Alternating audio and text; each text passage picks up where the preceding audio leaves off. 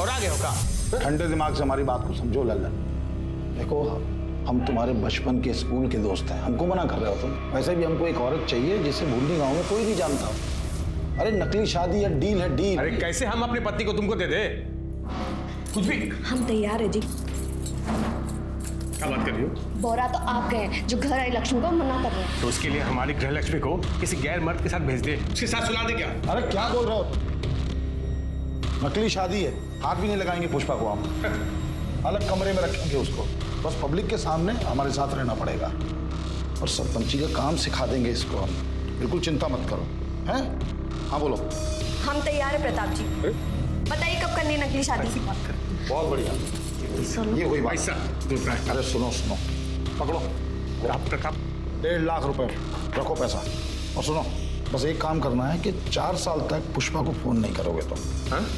हाँ ठीक है, तैयारी करो। पुष्पा के अंदर पैसों का लालच भरा पड़ा था सर। पैसे को देखते ही नियत खराब हो जाती थी उसकी। एक दिन पैसा लेकर भाग गए मेरे घर से सर। कहाँ भाग रही? किसके साथ भागी वो? कौन था वो आदमी?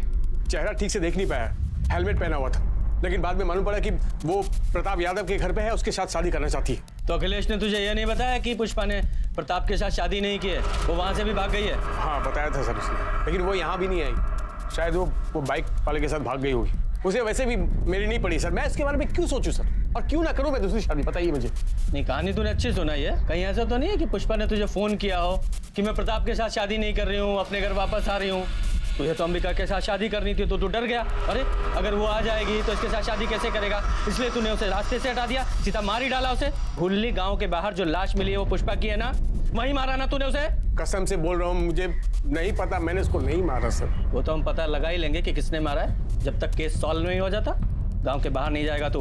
और हाँ, ये दूसरी शादी करने की भी जरूरत नहीं है, समझ गया? वरना तेरी बारात थाने से निकालूंगा मैं। कीजिए, उस प्लॉट को डेवलप कीजिए। बस ध्यान रखिएगा कि बीच बीच में फूलों के पौधे भी लगाने हैं। पब्लिक गार्डन प्रॉपर्टी है वो। ठीक है सरपंच जी, हो जाएगा। पेपर साइन हो गए? जी। ये लीजिए 5 लाख रुपए। पेपर दो।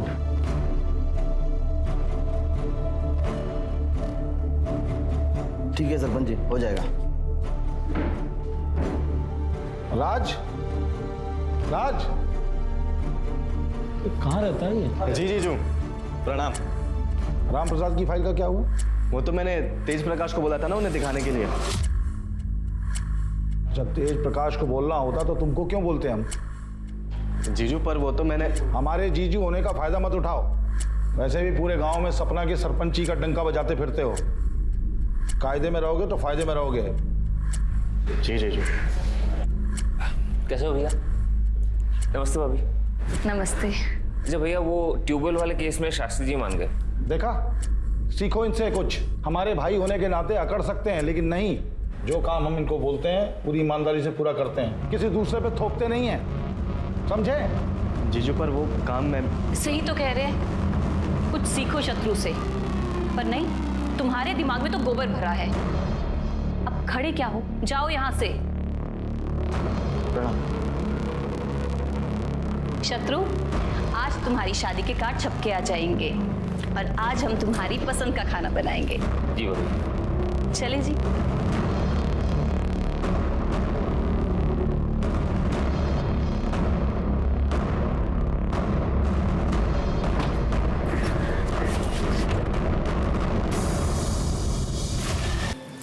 दो लोग आपको मिलके सिर्फ बेवकूफ बना रहे। आपको ये बात समझ नहीं रही है? सिर्फ रबर के स्टैम्प की तरह इस्तेमाल कर रहे हैं जीजू आपका, और कुछ नहीं। ये कैसी बातें कर रहे हो एक बात आप ही मुझे बताओ, महीने में लाखों कमाते हैं जीजू, उसका एक दहला भी देते हैं आपको? नहीं। अरे जरूरत पड़ने पर जब भी उनसे पैसे मांगे हमेशा दिए हैं ना उन्होंने। ये भीख के पैसे ना आपको अच्छे लगते होंगे, मुझे नहीं अच्छे लगते। और किस चीज के लिए पैसे मांगते हैं आप? घर गृहस्थी चलाने के लिए? उसके अलावा 1 रुपया भी मांगे आपने कभी ऊपर से? राज, अभी हमारी शादी को सिर्फ 2 महीने हुए हैं। अपने जीजू को थोड़ा सा वक्त तो दो ना, ताकि वो हम पे विश्वास कर पाए। दीदी आप गलत फहमी में, आप जो सोच रहे ना वैसा दिन कभी नहीं आएगा। अरे राज,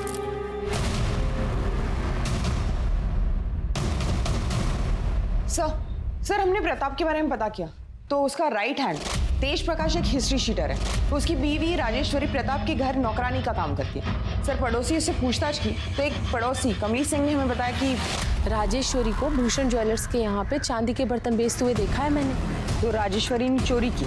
जब मैंने उससे पूछा तो उसने बताया कि प्रताप भैया ने उसे गिफ्ट दिए थे। गिफ्ट? हाँ, पहले भी मैंने ऐसे गिफ्ट बेचते हुए दुकान पर उसको देखा है, लेकिन लगता है जब से सपना भाभी आई है उसे गिफ्ट मिलना बंद हो गया है। ये राजेश्वरी और प्रताप यादव, इन दोनों का कोई चक्कर है क्या? सर कमली ने कुछ खुल के नहीं बताया। उसने नहीं बताया तो सीधे राजेश्वरी से पूछते।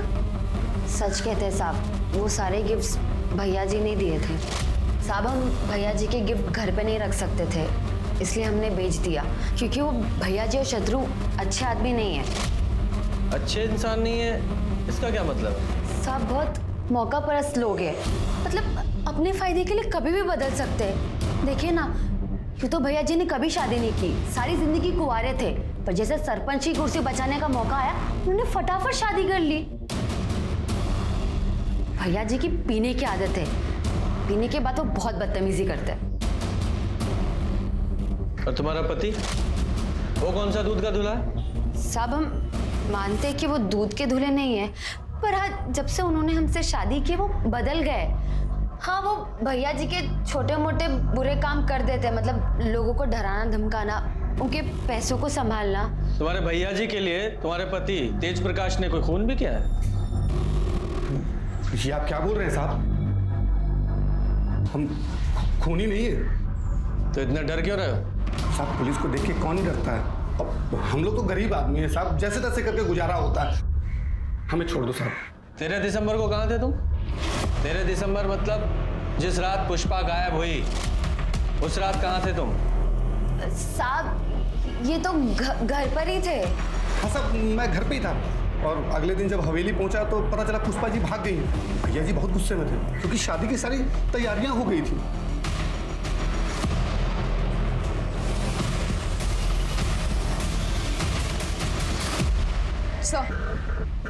सर डीएनए रिपोर्ट आ गई है। बॉडी का डीएनए पुष्पा के भाई हरी शुक्ला से मैच हो गया।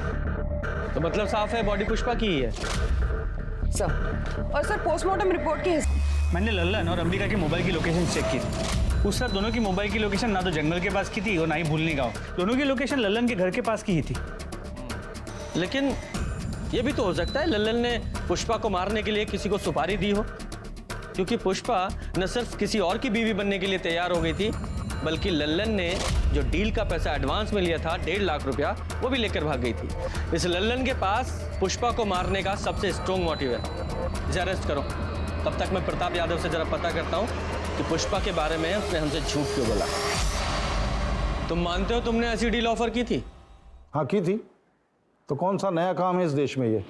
और इतनी आसानी से अपनी कुर्सी कौन जाने देता है? और हम तो इस कुर्सी पे लोगों की भलाई के लिए बैठे हैं, और कोई गैर कानूनी काम हमने नहीं किया। लल्लन को अच्छे खासे पैसे का वादा किया था, 1.5 लाख रुपए एडवांस दिए थे, और वो पुष्पा तो खुद हमारे दरवाजे पे आई थी, शादी करने के लिए तैयार थी। एंड टाइम पे धोखा दे दिया उसने। उसने धोखा दिया, मार दिया उसे।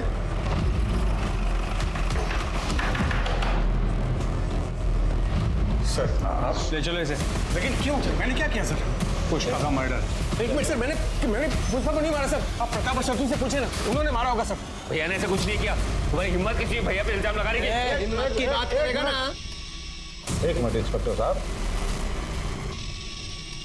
हमने कहा ना कि पुष्पा की मौत से हमारा कोई लेना देना नहीं। क्या हुआ था उस रात? देखिए, हम पुष्पा से मिलने उसके कमरे में गए तो पुष्पा हमें नहीं मिली, तो पूरे घर को ढूंढा हमने, वो कहीं नहीं मिली। फिर बाद में पुष्पा का फोन आया, उसने बोला कि वो हमसे शादी करने को तैयार नहीं है, इसलिए घर छोड़ के गई है। उस रात तुमने पी रखी थी? तो कैसा सवाल कर रहे हैं आप? हमने सुना है तुम रोज पीते हो, और पीने के बाद जरा ज्यादा ही तरन्नुम में आ जाते हो और बदतमीजी करने लगते हो सकता है उस रात तुमने उसके साथ बलात्कार करने की कोशिश की, उसने विरोध किया तो मार डाला उसे। देख क्या बकवास कर रहे हो? एक मिनट इंस्पेक्टर साहब, बात कर रहे हैं ना हम। आप हाथ क्यों चला रहे हैं? हम मानते हैं कि हम रोज शराब पीते हैं, लेकिन हम किसी औरत के नजदीक नहीं जाते, यहां तक कि हम किसी को छूते तक नहीं है। चाहे तो आप सपना से पूछ लीजिए। अपनी पत्नी को भी नहीं छूते? देखिए, हम पराई औरत के बारे में बात कर रहे हैं।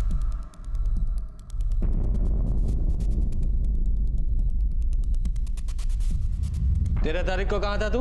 मंगेतर के साथ फिल्म देखने गया था सहारनपुर में। वहीं पे खाना खाया और 11 बजे घर वापस आ गया। सपना जी, जी पुष्पा को जानती हैं आप? जी नहीं।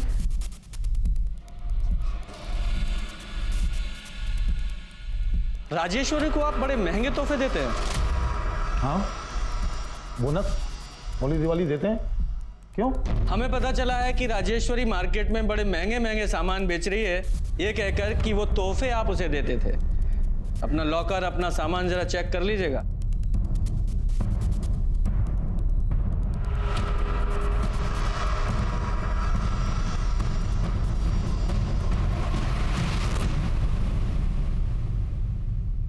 सर, राजेश्वरी के अनुसार प्रताप पीने के बाद कंट्रोल में नहीं रहता था।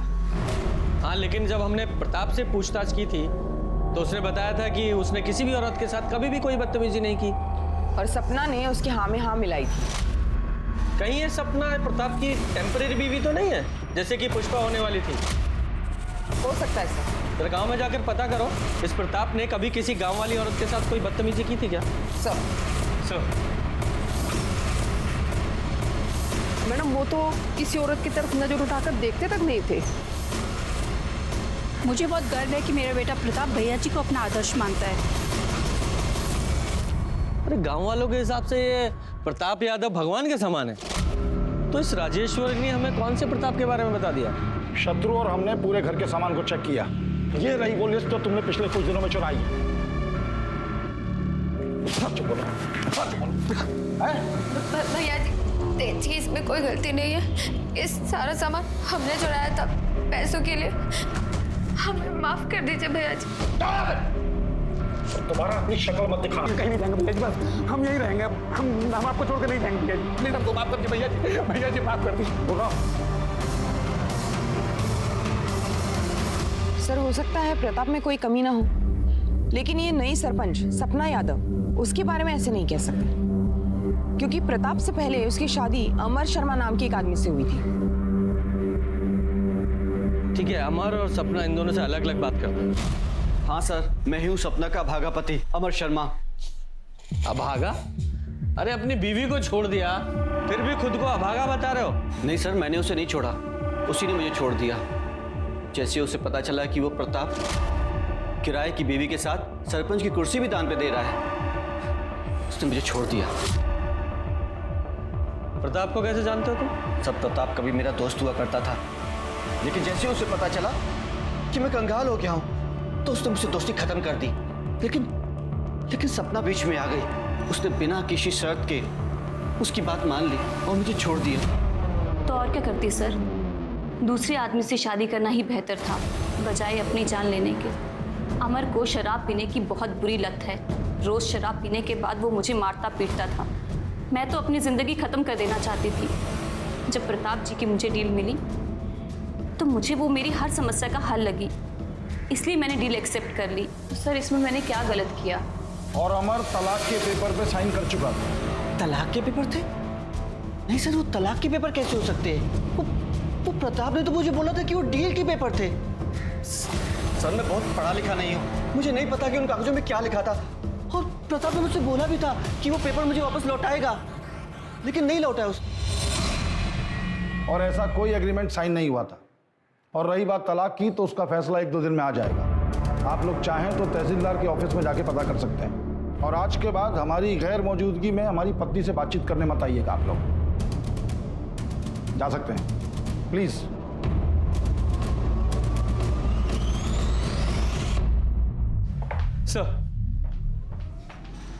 सर 10 तारीख की रात पुष्पा जिस बाइक पे भागी थी, कब भागी?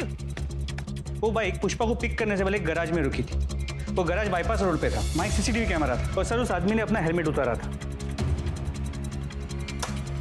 सर देखिए वो आदमी कौन है। ये तब से हमें बेवकूफ बना रहा है। लेके आओ इसे। तुम्हारी लोकेशन रिकॉर्ड के हिसाब से पहले उस रात तुमने अपनी बाइक का पंचर बनवाया, फिर पुष्पा को पिकअप किया, उसे प्रताप के घर छोड़ा, उसके बाद तुम अपने घर चले गए। सही कहा मैंने? सर, मैं मानता हूँ कि उस रात घर से भागने में पुष्पा की मदद मैंने की थी। ए, रुक! पुष्पा! दरअसल क्या हुआ था सर कि पुष्पा को लल्लन और अंबिका के रिश्ते के बारे में मालूम चल गया था। वो बहुत डरी हुई थी सर अपने भविष्य को लेकर, इसलिए उसने सोचा कि क्यों ना 4 साल के लिए प्रताप की बीवी बन जाए। और वो पैसे सर जो उसकी डील के थे वो उसने लिए थे घर से। सर मैंने ही उसे प्रताप के घर छोड़ा था। 2 दिन बाद उसका फिर से फ़ोन आया और उसने मुझे बुलाया, जैसा कि मैंने सर आपको बताया भी है कि मैं वहाँ गया था। जरा अच्छे से याद करके बताओ, उस रात पुष्पा ने फोन पर तुमसे क्या कहा था? हेलो अखिलेश, हम प्रताप यादव से शादी नहीं कर सकते। क्या हुआ? यहाँ की नौकरानी राजेश्वरी को हमने चोरी करते हुए पकड़ा। बहुत हंगामा हुआ और उसके पति तेज, उसने हमें चाकू दिखाकर धमकाया, कहने लगा कि हम अपना मुंह बंद रखें। तुम ठीक तो हो? हाँ हम ठीक है, तुम बस 9 बजे तक आ जाओ, बाकी बातें हम मिलकर बताएंगे। हाँ ठीक है सर, मैंने आपको बताया तो, मैं वहाँ गया था, मैं इंतजार कर रहा था लेकिन पुष्पा वहाँ आई नहीं। मैंने फ़ोन भी लगाया लेकिन फ़ोन नहीं उठाया सर उसने। नहीं, ऐसा भी तो हो सकता है कि तुम झूठ बोल रहे हो, पुष्पा सचमुच तुम्हारे पास आई हो, तुमने उसे शादी के लिए प्रपोज किया, उसने मना कर दिया तो गुस्से में आकर उसे मार दिया। क्यों नहीं हो सकता? सर आप ये क्या बोल रहे हैं? पुष्पा को बहन मानता था मैं। शक के बिना पर पुलिस ने अखिलेश को कस्टडी में रखा, लेकिन अभी तक पुलिस को यह समझ नहीं आ रहा था कि पुष्पा का कातिल कौन था और उसने कत्ल किया क्यों। लल्लन के पास मोटिव था तो प्रताप और अखिलेश के पास भी अपने अपने कारण थे पुष्पा को मारने के लिए। लल्लन ने कस्टडी में यह माना कि उसने पुष्पा के बारे में गलत कहा था। पुष्पा दरअसल प्रताप की डील पे कभी हाँ कहना ही नहीं चाहती थी, पर लल्लन ने उस पर दबाव डाला और उसने खुद प्रताप से एडवांस लिया। राजेश्वरी ने कबूला कि उसने प्रताप के कैरेक्टर के बारे में झूठ कहा था पुलिस से। वो खुद सरपंच बनना चाहती थी, इसलिए उसने प्रताप को ऑफर किया था उसकी टेम्पररी बीवी बनने के लिए, लेकिन बजाय उसे चुनने के पहले प्रताप ने चुना पुष्पा को और फिर सपना को। पुलिस कश्मकश में थी कि क्या वाकई प्रताप निर्दोष है, लेकिन 2 दिन बाद पुलिस को प्रताप के खिलाफ एक कंप्लेंट मिली जिसने सबको चौंका दिया। प्रताप जी ने हमारे साथ रेप किया है सर। क्या? आपके पति ने? शादी की डील हुई थी कि प्रताप दीदी को हाथ भी नहीं लगाएगा, दोनों को अलग अलग कमरे में रहना था। सर 2 महीने तक सब ठीक था, लेकिन कल रात प्रताप जी हमारे कमरे में आए और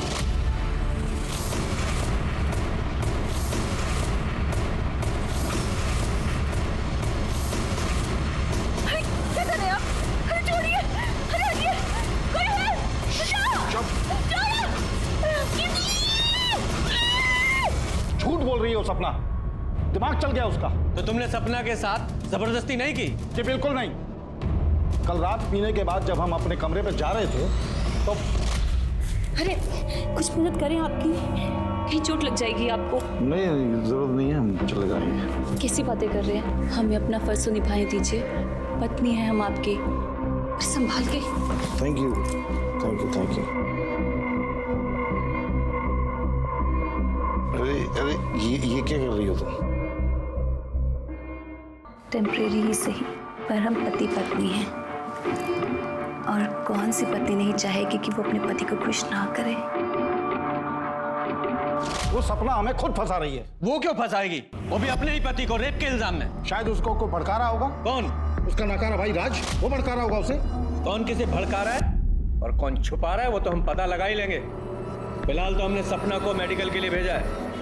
प्रताप झूठ बोल रहा है सर, हम तो सिर्फ नाम के सरपंच हैं, एक रबर स्टैंप है। हमें कब क्या कैसे करना है इन सब का फैसला प्रताप जी करते हैं।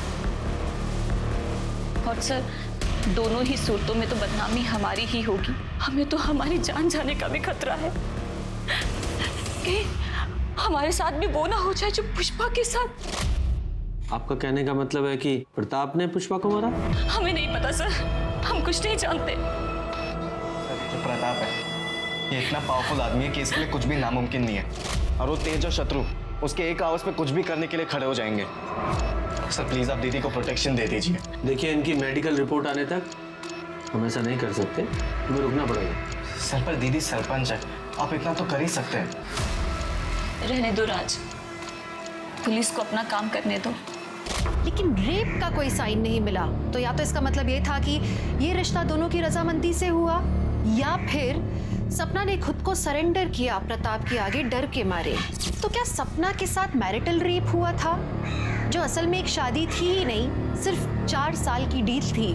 पुलिस प्रताप को लेकर एक और बार कंफ्यूज हो गई थी, क्योंकि सपना प्रताप के खिलाफ फिर से कंप्लेंट लेके पहुंची कि प्रताप ने उसे मारने के लिए गुंडे भेजे थे जब वो सरपंच ऑफिस से निकलकर घर वापस जा रही थी। सपना ने जहां एक तरफ अपनी चोट के निशान पुलिस को दिखाए, वहीं दूसरी तरफ ये भी बताया कि गुंडों ने उसे प्रताप की बदनामी न करने की हिदायत दी थी, और उनमें से एक की आवाज तेज प्रकाश जैसी थी।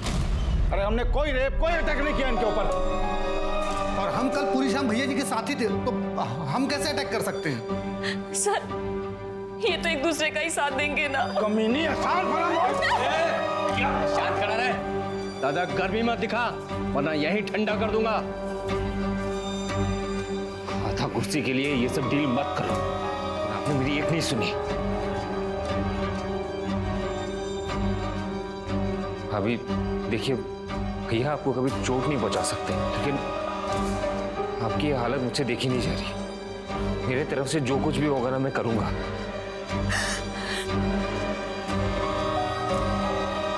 आप आराम से घर में रहिए, आपको कोई नुकसान नहीं पहुंचाएगा। अगर किसी ने भी ना आंख उठा के देखा या इनकी कंप्लेन आई, तो अंजाम बहुत बुरा होने वाला है, समझ गया?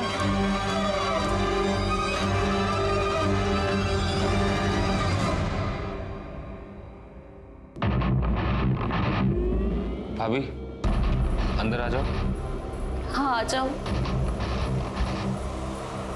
ये दवाई लेके आया था मैंने, आपके दर्द में आराम मिल जाएगा, लगा दूं?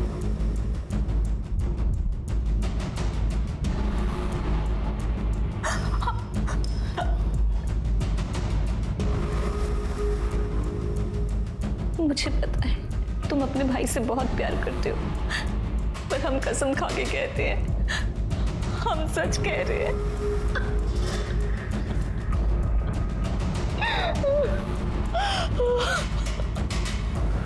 भाभी प्लीज रोइए मत।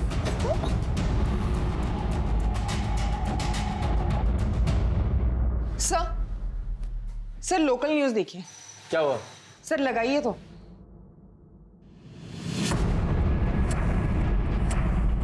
हमारे पति प्रताप जी ने हमारे साथ जबरदस्ती की और फिर अपने गुंडों और तेज प्रकाश को भेजकर हमें धमकाया, पर इससे भी उनका मन नहीं भरा। अभी 2 दिन पहले उनके छोटे भाई शत्रु ने हमारे साथ जबरदस्ती की। हमारे कमरे में मेरे घाव पर मरहम लगाने के बहाने उसने शत्रु, ये क्या कर रहे हो? हटो, हटो, बचाओ, हटो, बचाओ, बचाओ, नहीं, बचाओ।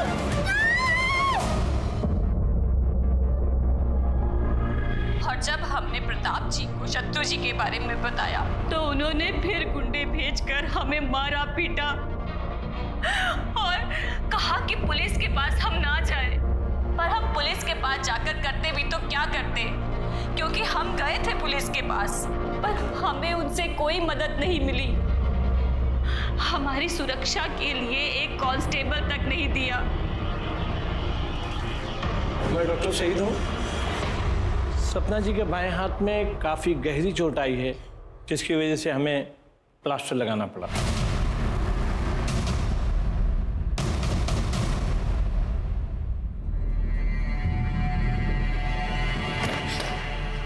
शत्रु कमीने, एक नंबर के धोखेबाज हो तुम, एक नंबर के धोखेबाज हो तुम। मेरी जिंदगी बर्बाद कर दी तुमने। जब तुम सपना भाभी की तारीफ करते थे, जब तुम कहते थे कि तुम उनसे प्यार करते हो, मैंने कभी नहीं सोचा था तुम इतने घटिया इंसान होगे। बेटा तुम नहीं, आप तो प्लीज रहने दीजिए, आप बीच में ना ही बोलिए। ऐसे भी किसी रेपिस्ट से मैं शादी नहीं कर सकती, तो आप भूल जाइए। इस घर की कभी बहू बनूंगी मैं। ये रिश्ता मैं तोड़ती हूँ। शक्ल मत दिखाना कभी अपनी। पिंकी, शत्रु चिंता मत करना है, हम सब ठीक कर देंगे। बिल्कुल चिंता मत करना, अभी बात करते हैं।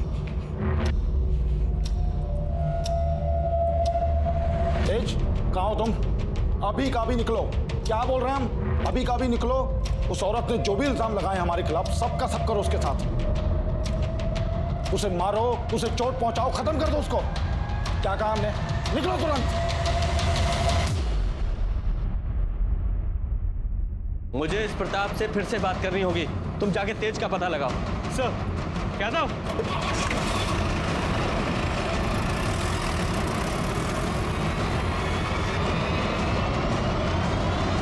क्या चल रहा है? सर वो सपना जो बोल रही है झूठ बोल रही है। वो तेज कहाँ है? तेज कहाँ है? बोलो शर्मा। सर ये तेज प्रताप घर पे नहीं है। राजेश्वरी ने बताया कि प्रताप के कहने पे वो सपना को मारने गया। सर मैं सपना का फोन बार बार ट्राई कर रहा हूँ लेकिन उसका फोन नॉट रीचेबल आ रहा है। ठीक है। क्या कर रहे हैं आप? तेज कहाँ है? हमको क्या मालूम? अरेस्ट करो इसे और जरा चेक करो। पिंकी ने मुझसे रिश्ता तोड़ दी। अब मेरे लिए जीने का कोई मतलब नहीं है भैया, मुझे माफ कर दो। शत्रु, क्या किया तूने? छोड़ो मारे उसका बेटे को। मैं आप शांत हो जाओ। मार डालूंगा उसको। शांत हो जाओ। तुम्हारी फीलिंग समझता हूं मैं, लेकिन सॉरी, तुम्हें हमारे साथ चलना पड़ेगा। लेके चलो। बॉडी को पोस्टमार्टम के लिए भेजो और ये एविडेंस बैग में डालो। स्मिता जी, आओ। सपना दीदी जिंदाबाद, सपना दीदी जिंदाबाद, प्रताप यादव। क्या बोलो? उस औरत की सच्चाई नहीं मालूम तुम लोगों को? झूठी है वो, बेवकूफ बना रही सबको। तेरा भाई है कर रहे हो ना?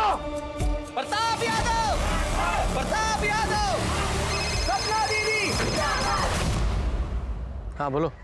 सर फर्टिलाइजर प्लांट के पास एक बॉडी मिली है, मैं वहीं जा रहा हूँ। ठीक है, पहुंचता हूँ।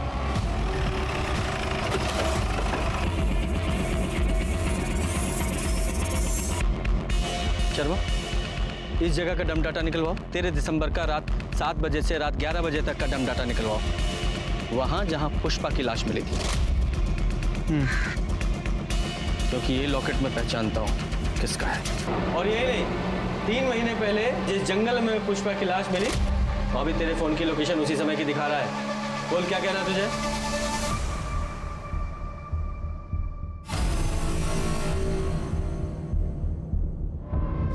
क्योंकि ये लॉकेट मैं पहचानता हूं किसका है।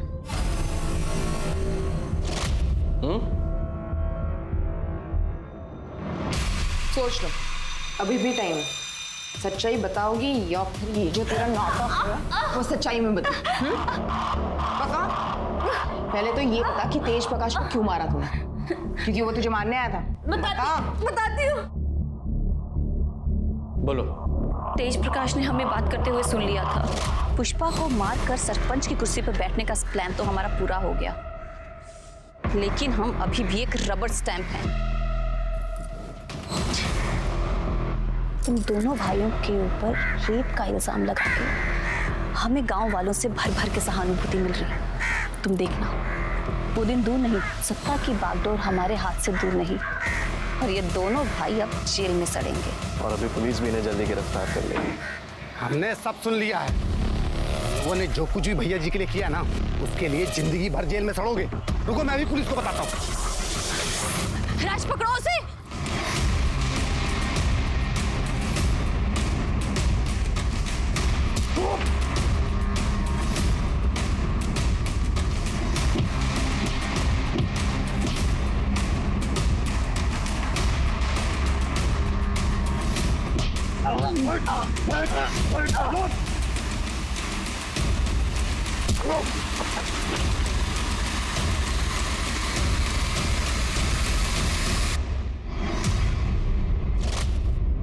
और पुष्पा को क्यों मारा?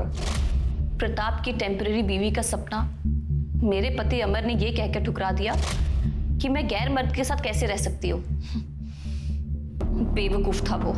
लेकिन जब मुझे पता चला कि पुष्पा प्रताप की बीवी बनने वाली है और पुष्पा प्रताप के घर में है, तो मैं पुष्पा से मिलने उसके घर पर गई। मुझे पता था प्रताप हर शाम को शराब पीता है।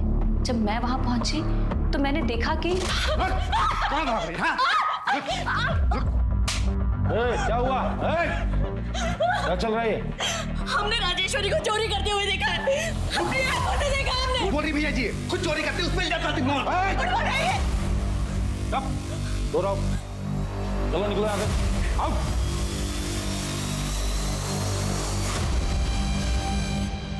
चिंता मत करो, हम हैं तुम्हारे साथ। अरे हम आप हमें छू नहीं सकते हैं।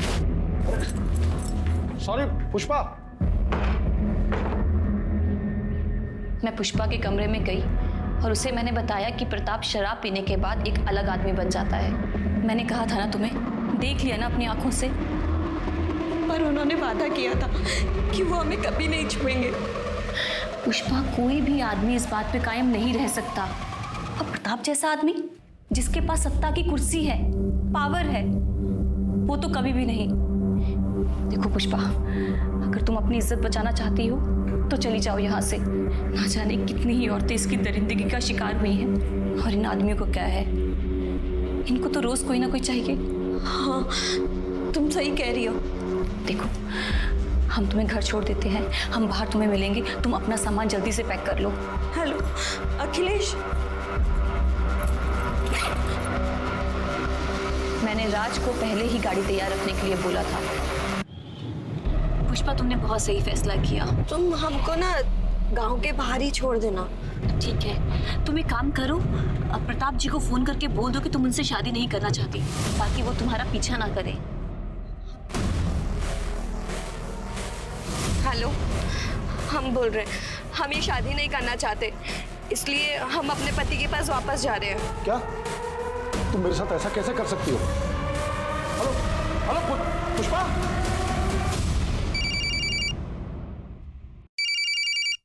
अरे ये क्या कर रही हो?